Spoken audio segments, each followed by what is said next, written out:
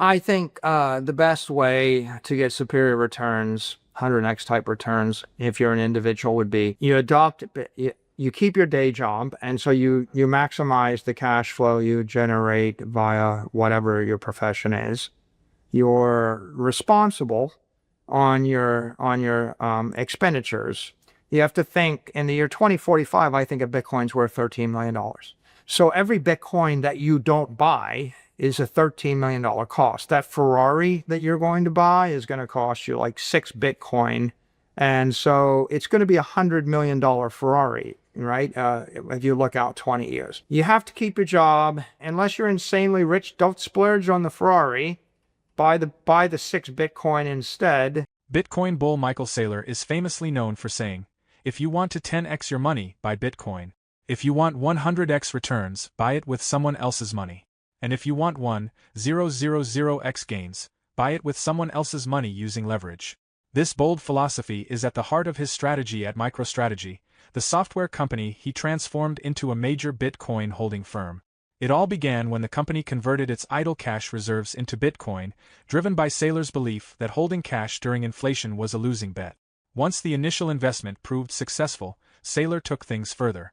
Rather than rely solely on profits, MicroStrategy began raising billions by issuing convertible bonds, low-interest debt that could be converted into shares. Investors were confident that the company's Bitcoin exposure would boost its stock price, especially in a bull market.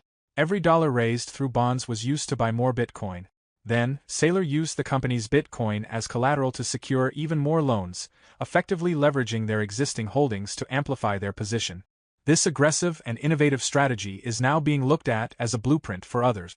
In a recent interview, Saylor revealed that individuals can apply the same approach, buying and holding Bitcoin with conviction, to potentially see massive returns over the coming years. His message is clear. Those who understand and act on this strategy now could be in a strong position to benefit in the future. Before we continue with the rest of the video, do check out daily 5-minute crypto newsletter with all the latest crypto and Bitcoin news. It's a fantastic analysis of on-chain crypto data and breakdowns, and the best part is it's absolutely free. They'll cover expert predictions, breakdowns of on-chain crypto data, and any breaking news you need to know, all in a nutshell. Click the first link in the description and enter your email to join over 50,000 others in becoming a better crypto investor right now.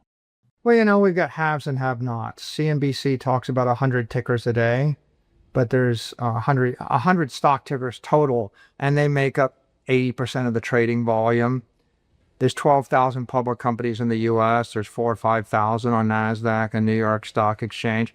Most of them, the market has lost interest in, and they're competing against a Google or against Amazon or against a Microsoft or against an Apple. So if you're one of those mid-sized small companies and you're staring at these trillion-dollar, digital giants, and no one cares about you, then at some point after struggling like that for month after month, year after year, you start thinking it's kind of hopeless. And so the explosion in interest in Bitcoin Treasury strategies, I think, comes because companies are realizing that there's hope for them. There's an opportunity. And it is by plugging into the next great digital transformation, right? The way that you actually get back on top, the way you start re-energizing a company and growing it, is by digitally transforming your balance sheet. And the companies that have done it earliest are having extraordinary success.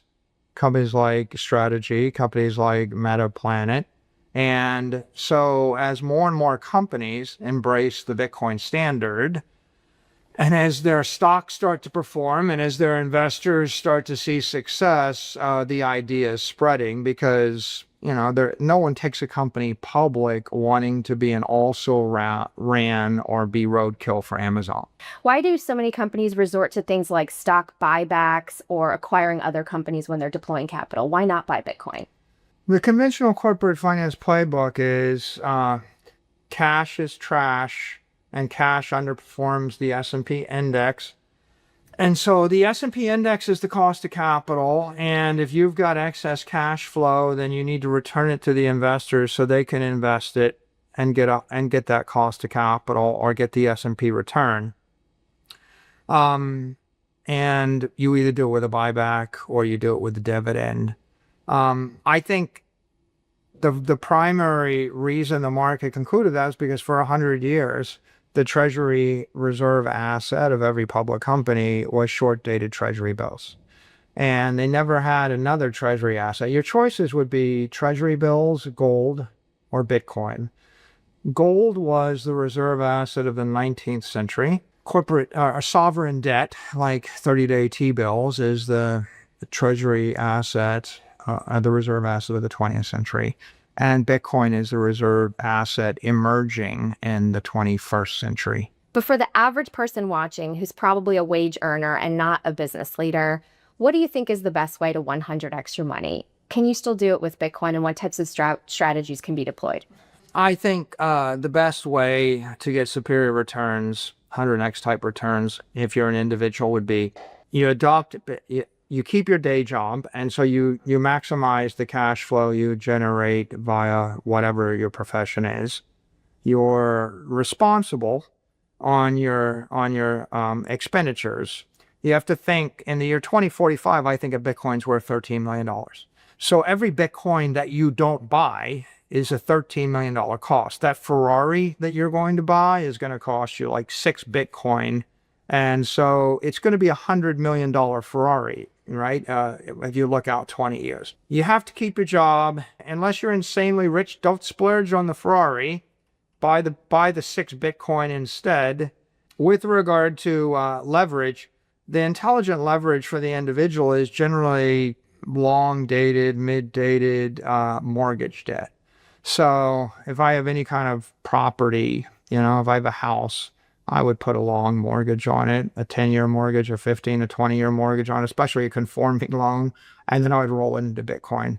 Because mortgage debt is not mark to market. It's against an asset which is fairly stable. Normally the interest rates are somewhat subsidized by a Fannie Mae or a Freddie Mac program or a government program.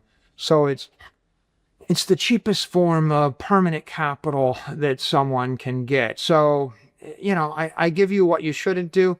You shouldn't quit your job. You shouldn't splurge on sports cars you can't afford. Don't buy a yacht because it's obscenely expensive, and don't pay off your mortgages. Don't get debt free.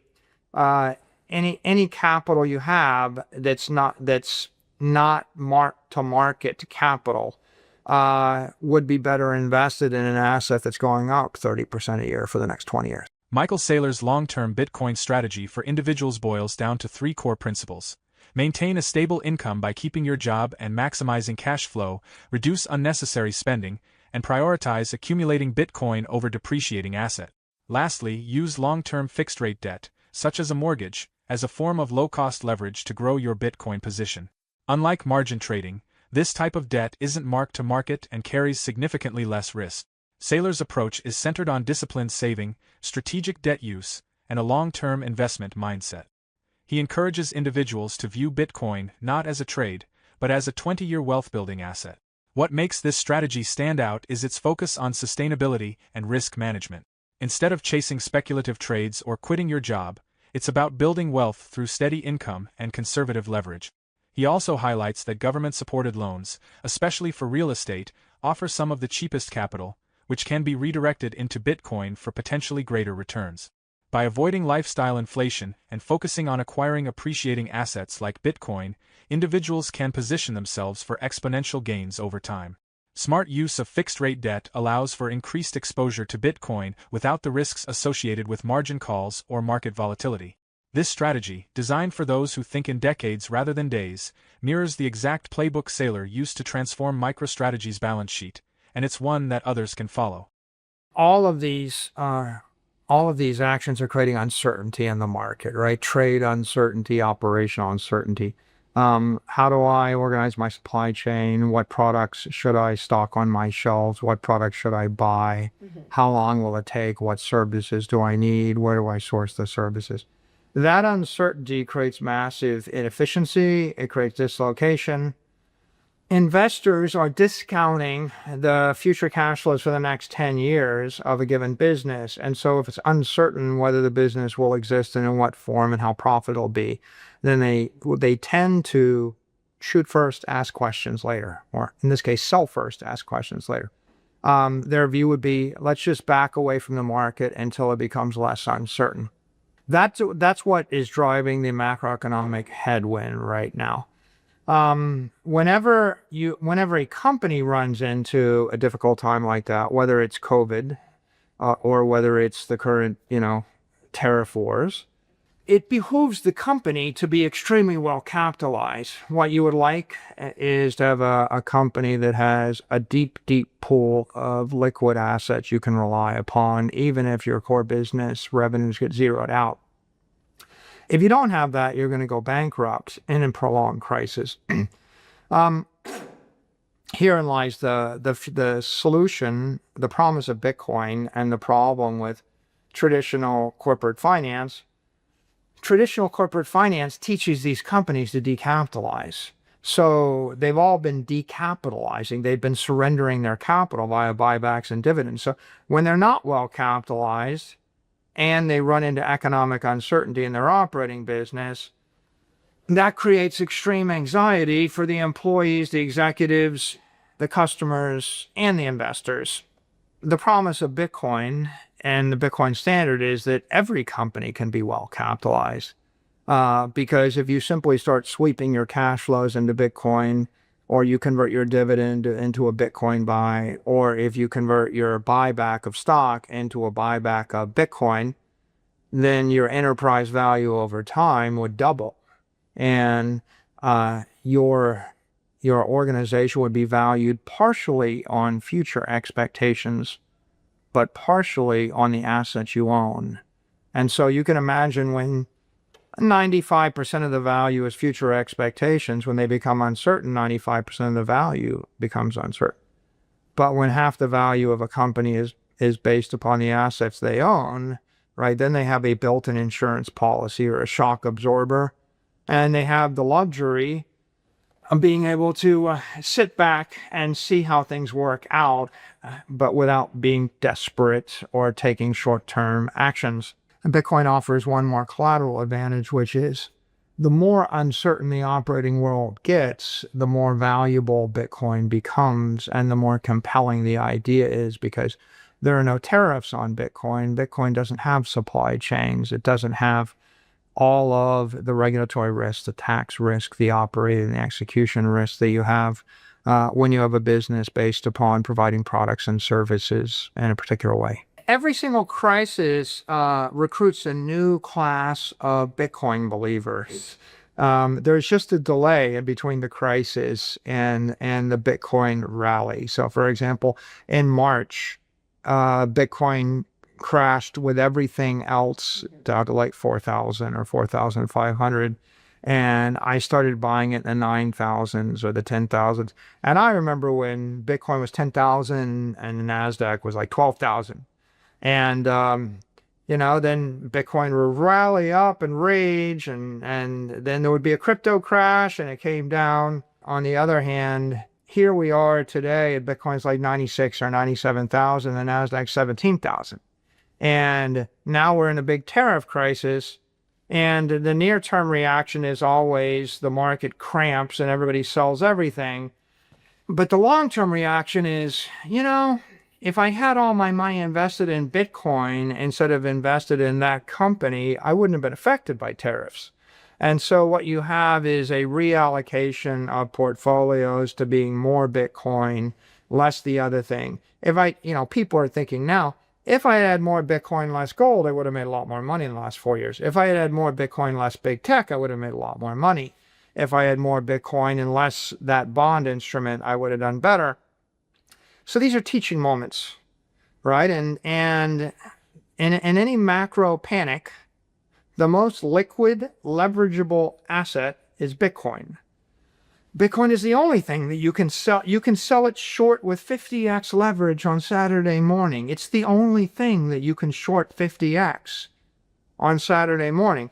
So when people panic on a weekend or an evening, it's going to be volatile. And if someone wants to sell some financial asset because of some gloom and doom thing that's happened, they're going to go to Bitcoin first because it's the only thing they can trade. And not just trade in the US, trade globally, worldwide. It is volatile because it is useful, and it will be in times of panic and contraction. It will correlate for a short moment with other assets, but then it will bounce back and it will it'll break that correlation, decouple, and it'll rally higher. And that has happened, consistently for the past 15 years. And it's happening right now as we watch it. So I'm calm in these times because I think we're going to win over a new set of Bitcoin believers, and a new set of people that thought they had the perfect business are going to realize that no investment in real estate and private equity and public equity or in a currency derivative is a risk-free investment. And when we say, look, Bitcoin is not a currency derivative, it is not a company, it is not real estate, it doesn't have a supply chain, it has no employees, it has no nexus, it is not, subject to that counterparty risk. Now there'll be a new class of investors that will understand what it means to be exposed to those risks, and they'll be like, oh, you mean like no tariffs on Bitcoin? Mm-hmm. Yeah, no tariffs on Bitcoin. In uncertain times, businesses face collapsing cash flows, broken supply chains, and declining investor confidence. As Michael Saylor points out, traditional corporate finance models often leave companies dangerously undercapitalized, too dependent on future expectations, and too vulnerable to operational shock. Bitcoin, however, presents a new paradigm, a decentralized, incorruptible, and globally liquid asset that isn't bound by borders, tariffs, or fragile supply chains. It's more than just a hedge. It represents a fundamental shift in how value can be stored and preserved. Every crisis brings a fresh wave of Bitcoin adopters, people who come to realize that their supposedly safe assets were never truly secure. As markets stumble and traditional financial systems show their fragility, Bitcoin's unique attributes, its liquidity, independence, and resilience begin to shine. Despite short-term volatility, history has shown that Bitcoin has the ability to decouple from market chaos, recover, and rally even stronger. This is why Saylor remains confident, and why a growing number of investors are shifting away from outdated models in favor of this emerging digital standard. So the question is, as the next wave of uncertainty approaches, where will you stand? Will you cling to the old financial system, scrambling for protection, or will you position yourself ahead of the curve with an asset designed for resilience?